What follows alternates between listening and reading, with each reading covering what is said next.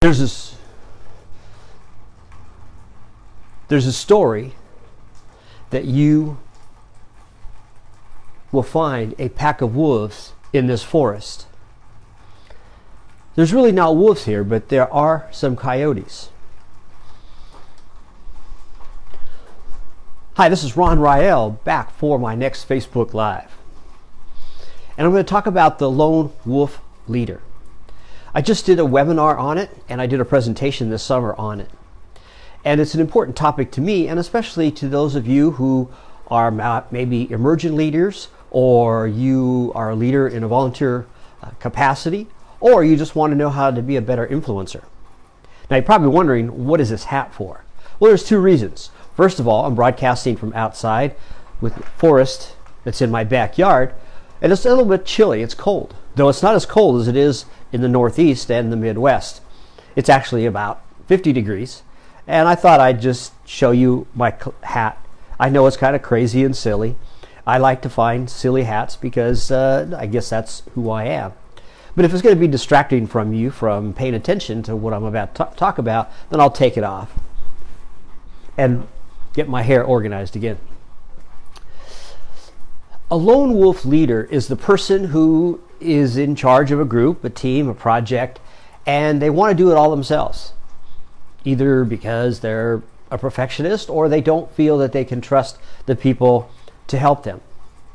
I know from experience that I was a lone wolf leader for a while, as a volunteer and also as a controller or CFO, a manager in an organization.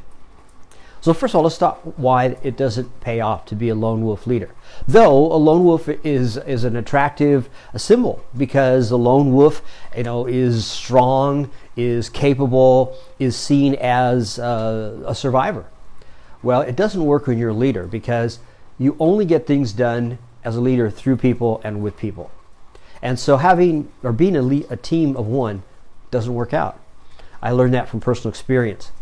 Those of you that know me personally, I'm an idea person. I have all sorts of ideas, and I have the capacity, or maybe the stupidity, that when somebody comes up with a great idea, I say, yeah, let's do it. This is great. I was in an organization many years ago, and there was an opportunity for us to do in the Northwest, present a regional conference. And I had attended the conferences before, and they were great. And so I said, oh yeah, we'll do it. My group will do it. I went back to the club, and they said, oh yeah, that's great. Let's go ahead and do it. Well, that's where I made my mistake. I started doing everything by myself. I didn't ask for help. And as the time came closer and closer to the deadline, I was overwhelmed, not only with work I had to do, but also my rest of my life and my day job. Well, one of the members came up to me and said, Ron, the time is ticking. What's going on? And so I confessed to her. I told her that I had screwed up and I had taken on more than I could chew. And she said, okay, I'll take it over. I'll help you. So just with my guidance and my vision, she got a group of people, and we had a great conference. And I feel really ashamed and humbled that it took somebody to recognize that I was acting like a lone wolf. So how do you know if you're a lone wolf? First of all, you want to make all the decisions. You take all the action items. You don't go out and recruit people, get them excited. You don't ask them to help. Or when you ask them to help, you don't give them anything to do or anything meaningful. And so you can't be a leader as a lone wolf. First of all, you don't have enough bandwidth, capability. But worst of all, you're not really building up a team, because a leader is only as effective as the people that he or she leads. So if you're not developing the talents of your people, then they're not going to be able to help you. I know when I first started in the business world, I came from a background in an industry where you were pretty much a lone wolf professional. And then suddenly I was thrust into a situation where I had to build a team. Well, the first job I had, I didn't have a team. It was a team of one. That was okay. Then I had to hire someone. Boy, I made all kinds of mistakes. Again, I acted like a lone wolf. In my second job, team of one. I had some other people join my team. Again, a lone wolf. I struggled. They struggled. I didn't produce the results. However, it was my third job where my assistant, this time I had a team of 20 people, she recognized that I was struggling. And so she gently came in and said, Ron, I can help you. She'd already had a great team going. I was her supervisor. And so I studied what she did and I learned from her. So I learned that being a lone wolf leader doesn't work. And I know that many of you fall into that trap. And simply because you see the trees, but you lose sight of the forest. And the forest is that to get things done today, you need to have people with you, surrounding you, supporting you, working with you. You can't be everything. You can't know everything. You can't solve all the problems. A leader is only as good as the team that he or she builds. And this is not only true in the business world, it's also true in the volunteer world. And I see many organizations struggle because they can't get members engaged. They can't get people to volunteer. And to me, it's not an engagement issue. It's not for the lack of people who are excited about it. They wouldn't be members if they didn't feel the organization was producing something valuable or worthwhile. It's that we don't take the time to stop and ask for help. One of the worst things to do is to be invited to the table and then everybody ignores you. That's terrible to feel that way. And yet that's what we often do in volunteer organizations. We have all these members that have joined, pay dues, they attend meetings, they want to be part of it, but we don't ask for their help. Probably the best example of how to stop being a lone wolf leader is to remind yourself that you work for the volunteers. If you're in the business setting, you work for your employees, and your job is to get them to a level of accomplishment, achievement, so that they're able to do some amazing things.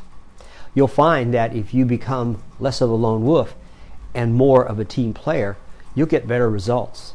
Your job will be easier, your life will be easier, there'll be less stress.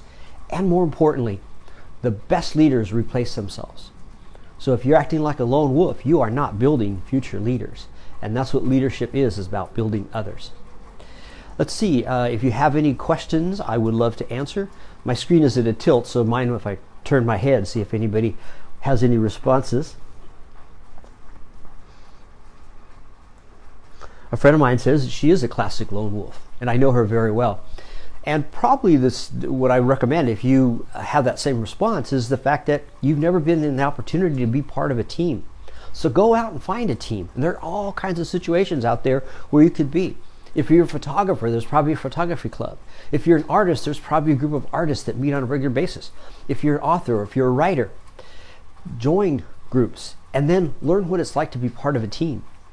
Go out and find somebody who you would love to follow, who you know just gets others inspired and charged up about whatever the activity is, whether it's about the environment or politics or safety or even in your community. I'm in a community where everybody is over the age of 55, means we're old farts. And so I've noticed that right now I'm hearing from the current leaders that they're having a hard time getting people engaged. So it looks like I might need to step in that situation and start helping others learn how to be less of a lone wolf. So again, I encourage you to stop being a lone wolf. And again, it's okay to be out in the forest. It's okay to enjoy the wilderness. Sometimes we have to step up and be that alpha male, so to speak, when it comes to solving problems. However, you, to be a good leader, must find people to help you get the job done. It takes a team. It takes a village. It takes a concerted effort. And you'll never have it if you are a lone wolf. So I encourage you to stop being a lone wolf. And in interim, between this and the next Facebook Live, if you have any questions, feel free to pose them to me. You can send them through Facebook Messenger, or if you want to go to my website, the High Road Institute, I have an opportunity there where you could ask me a question and I'll respond in a short amount of time. Because as my friends know, I'm an answer person. I love to solve problems and provide answers. I'm very good at that. And so if you have any issue, don't mind, feel vulnerable and ask me the questions. And I'll tell you what I know. I don't know everything, but I do know a lot. So until next time, next week on my next Facebook Live, thank you for watching and thank you for being there. I appreciate you and I appreciate the difference that you make.